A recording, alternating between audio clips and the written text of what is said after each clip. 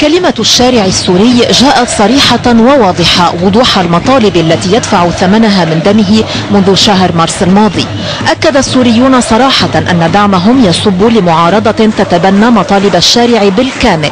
خرجوا في مناطق سوريا المختلفة حاملين شعار المجلس الوطني السوري يمثلني، والقول لكل واحد من هؤلاء. كان الشارع في سوريا السباق للتحرك قبل كل أطياف المعارضة، والمتظاهرون انتظروا أشهرا من يمثلهم سياسيا.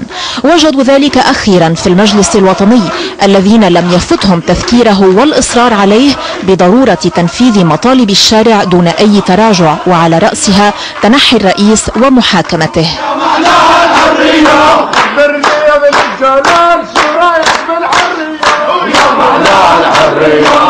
لا يتراجع السوريون عن مطلبهم بالتخلص مما يرونه حكما ديكتاتوريا، والنظام يبدو متمسكا بخيار القمع.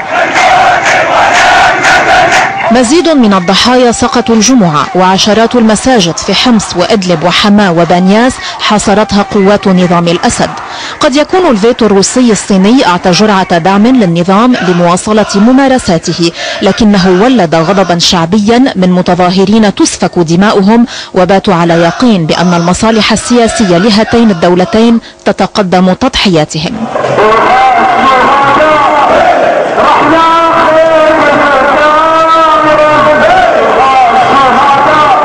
يوم الجمعة صاخب مطالب بالحرية كما كل أيام الجمعة في سوريا، لكن ذلك ما لا تراه كاميرا الإعلام السوري الرسمي.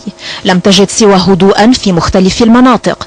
هي هنا في حي السبيل في درعا مثلا تنقل هدوءا وخلوا شبه تام للشوارع، فضلا عن تكذيب روايات تقول إنها ملفقة عن محاصرة مساجد ومحتجين. يطالب المتظاهرون بضرورة تأمين الحماية للمدنيين للحد من الفتك بهم.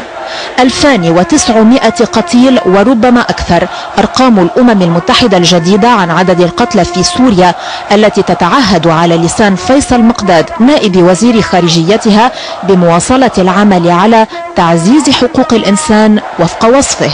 يكرر هذا المسؤول الكلام عن قوى أجنبية تسلح متظاهرين وعن مقتل 1100 من الأمن السوري. ومع توسع دائرة العنف يوسع النظام دائرة ملاحقته لمعارضيه حتى خارج أراضيه. قوات سورية توغلت أكثر من مرة داخل الأراضي اللبنانية هذا الأسبوع. رئيس حكومة لبنان لم يرى أي ضير في خرق سيادة بلده، مكتفيا بتبرير ذلك بالقول هذه الأمور تحصل باستمرار.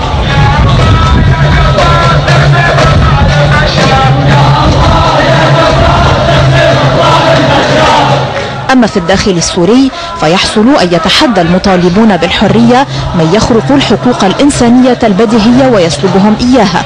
أشهر من التعامل الأمني الدموي لم تثنهم عن الخروج يوميا، متمسكين بتغيير وسلام يرونهما قريبين.